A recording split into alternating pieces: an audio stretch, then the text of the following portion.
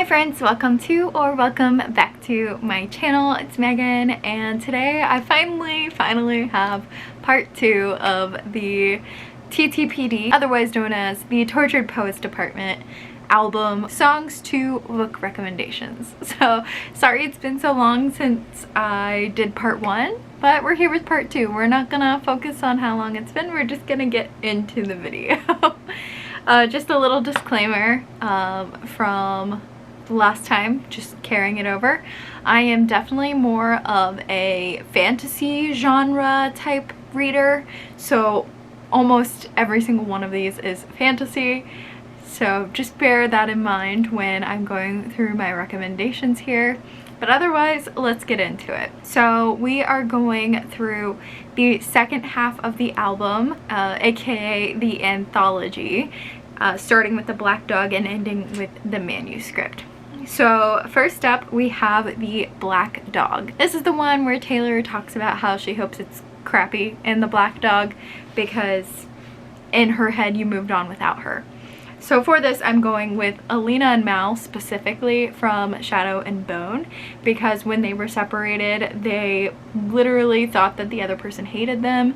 Alina kept writing notes to Mal and he wasn't responding, so that is what basically made her give up on him and actually embrace her powers. So I think she would hope it's crappy in the Black Dog for Mal, based on her interpretation and perspective of how he felt about her in Shadow and Bone. Just a brief breakdown of what Shadow and Bone is. It is following this world in which there are people called Grisha who have essentially elemental type powers. We have the people who can do the actual elements of the world, so like the wind, water, fire. We have the like material kai who can do more so of the like material objects such as metals and woods and that sort of thing. And then we also have the corporal I am butchering this. Corporal. I can like see the word in my head, but my mouth won't form the word. Corporal kai. It's the people who have the ability to kind of change the body. So we have healers and heartmenders, which are like the soldiers that can like attack people. I could not get that word out. That's all I could think about. So in this world, we have also the Darkling who can wield shadows, and there is a shadow fold separating the country in half, and they are waiting for the Sun Summoner to come and save them all from the shadow fold, and we're following the Sun Summoner, so it's really fun. Next we have I'm Gonna Get You Back, and for those of you that have read this book, I feel like it doesn't really need an explanation, but Iron Flame, the sequel to Fourth Wing. I'm not gonna get into too deeply why this fits that song because I don't want to give away spoilers, but I feel like you can kind of get the vibe of, I don't know whether I want to get you back as in punch you in the face or get you back as in take you back into a relationship. So next is the Albatross, which is a song all about people warning a guy from this girl because she will destroy your life. So much of that kind of rumor or idea of the woman. And for this, I'm going with Raybearer. I don't think that this was necessarily said to this person, but Raybearer, the entire plot is about a girl who has trained her whole life to assassinate the king, but in order to assassinate him or get close to him, she has to become part of his like crew. There's a specific word for it, but I don't remember. At the council. But in order to get on the council, the king has to love you. And so, or the prince, maybe it's the prince, yeah. To be on the prince's council, you have to make him fall in love with you. But she was trained her whole life to assassinate him. But in order to make him love her, she loves him in return. And so it's just this like, is she going to stay true to the love, or is she going to stay true to what she was trained to do her whole life and ruin his life? So this was actually a really fun, interesting book. I highly recommend it. Next is Chloe or Sam or Sophia or Marcus, and I'm going with Furyborn for this. I actually had Furyborn originally for the Albatross, but Chloe or Sam or Sophia or Marcus felt more appropriate, specifically for the line of like, you want to break my cold heart, just say you love me the way that I was, or the way that you were, I think is the actual lyric. But I felt that that was appropriate for Furyborn because this is a world in which we are following a sun queen and a blood queen, and we're following two different perspectives. We're trying to figure out which one's the sun queen, which one's the blood queen, and one has been named the sun queen. However, she starts to have blood queen tendencies, and so we aren't sure which one she was. And there is literally a part where the guy is like, I just miss like who you were, and like what you were supposed to be, and it causes this huge scene. So that felt appropriate for Chloe or Sam or Sophia or Marcus. Next is How Did It End? One of the most heartbreaking songs on this album. Oh my gosh, I still can't get over it. I don't think that there is a book ever equivalent to this, like, heartbreak. I mean, I'm sure there is. I haven't read it yet, but People We Meet on Vacation is what I'm going to go with for this, more so specifically because of the title of the song, less so because of the lyrics. People We Meet on Vacation, we're following friends that had a huge argument and separated ways and didn't talk for years and then got reacquainted, and the book is actually following two timelines, and one is present day and one is past, and they're kind of like going towards each other to figure out how did it end originally. So that is why I picked People We Meet on Vacation. You guys are gonna have to hear me out for this next one. I was going all over my library, just nothing felt right for So High School. Stick with me here, but I'm gonna go. This feels so wrong. I'm gonna go with The Hunger Games for So High School. If So High School was told from Peeta's perspective, because Katniss is the baller and Peeta knows Aristotle. So, and they met in high school, and so when he finally gets with her, it feels like high school. I don't know.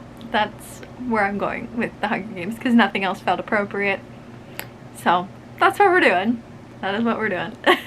Next is I Hate It Here, and this, in the lyrics it goes like, I hate it here so I will go to Secret Gardens. In my mind, my first instinct obviously was to pick The Secret Garden, but I thought further about it and I'm going with Strange the Dreamer. Laszlo specifically, he hates where he is, he hates his town. He's always heard about this like mystical hidden city, and so the second that these people go on a quest for this hidden city, he's all on board because he hates it there. He heard about it in a book, he's read about it, so he's going to his secret hidden city garden, and Strange the Dreamer fit perfectly for that. Thank you, Amy. I'm going with, I had to fit this in somewhere in these recommendations, you guys, but of course I'm going with Crown of Feathers by Nikki Paparotto.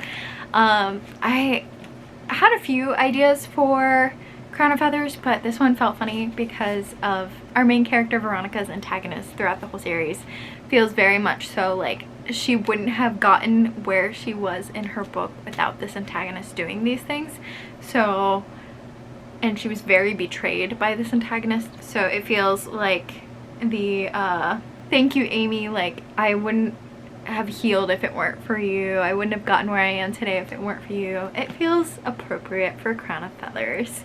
I don't want to get into too deeply who the antagonist is to avoid spoilers, but we're following three perspectives in this book. We have Veronica, who all she's wanted to do is be a Phoenix Writer, and when she finds this like Phoenix Writing clan, they're only accepting male writers, so she disguises herself as a male to join. Then we have Tristan, who is the son of the like head writer, except he's afraid of fire, and Phoenixes are literally fire.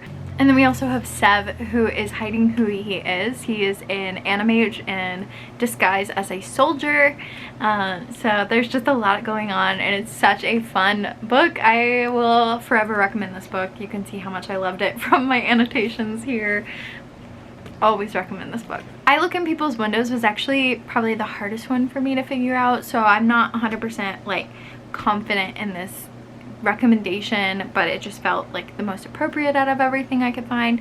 But if you guys have a better recommendation, please put it in the comments down below. I'm going with Girls of Paper and Fire for this one, just because she is ripped from her world that she knew to become a concubine to the Demon King, and so she's like looking in people's windows, like wishing that she could go back to where she was, but also she has this like secret crush she's harboring. So when her eyes meet across the room with someone, she's like, I wonder if like their eyes met mine. So that's all I got for this one. I don't have like a huge tie or like correlation necessarily to this book. So yeah, if you have other recommendations, please put them down below. For the prophecy, I feel like honestly any of Sarah J Maas's works could fit this song. Like, all of her work is heartbreaking. I'm thinking ACOTAR, I'm thinking Throne of Glass, I'm thinking Crescent City. However, I'm going to settle on Throne of Glass. One, partly because I did ACOTAR in the last series, or the last part, so we'll go with Throne of Glass for part 2. And also because our main character, Selena, just goes through it. Like, homegirl has like, she's been suffering, and she's been through like so many romances, so much pain, so much suffering. So obviously she would want to change the prophecy, you know what I mean? So I'm gonna go with Throne of Glass. For Cassandra, I'm going with Bonesmith by Nikki Papato also. And for this one, I chose Bonesmith because she is tricked in her trials and has been made to like lose her trials on purpose, and she's been telling everyone and no one believes her. And then when everyone finds out that she was telling the truth, no one really reacts really. So it's like when the whole town finds out, it's quiet kind of vibe. Also, Cassandra sounds bad A and Ren is 100% bad A, so they feel like the same kind of vibey thing, like the witchy kind of vibe. So Bonesmith is my recommendation for that. For Peter, which is the next song, I'm going with the Chronicles of Narnia. I think specifically the line "The Witch in the Wardrobe" is kind of where I'm thinking, but we literally have a character named Peter. It says in closets of cedar, which is like they enter the wardrobe, which is a closet of cedar, and it just feels like that kind of vibe. Like, you said you were gonna grow up, then you were gonna come find me. They literally grew up in Narnia and then came back to childhood, and then like went back to Narnia and like back and forth. But like, it just feels like that heartbreaking, like, you said you were gonna grow up, then you were gonna come find me, like vibe. So Chronicles of Narnia. The Bolter is the next song, and literally from the very first listen that I heard this song, I was like, this song is so Amy March coded, Little Women. Specifically because it starts off with when she was a kid she almost drowned, and Amy almost drowned in the book. So it felt just so appropriate, and her friends made fun of her behind her back, and she like runs from her problems kind of thing. She's a bolter, she's afraid of like giving a chance on love, that kind of vibe, and everyone hates her. Like, I love Amy so much, and I'm so happy that the new adaptation with Florence Pugh playing Amy like really kind of gave Amy's perspective on the whole storyline, and kind of gave everyone, I feel like it kind of gave everyone closure a little bit more so on the Amy and Laurie matchup. So many people want Joe and Laurie, and I am just not a Joe and Laurie person. I am an Amy and Laurie person. So the Bolter, I'm going with Amy from Little Women. For Robin, I could also say someone from Little Women. I could say Beth from Little Women. It feels very appropriate, but I'm gonna go with Anne of Green Gables. When I was listening to the song, I was thinking of like children's books, because it's totally about like a little kid playing with their toys. Like, you're a just ruler, you look so silly with like mud on you, you have no idea. So I went with a children's book, and Anne of Green Gables, she has that like whimsical vibe, and Robin felt very in line with that, so I'm going with that. And for our final book of the set here of the recommendations, I have the Manuscript. And this is all about like sharing your story and putting your heart out there, and the story is not yours anymore.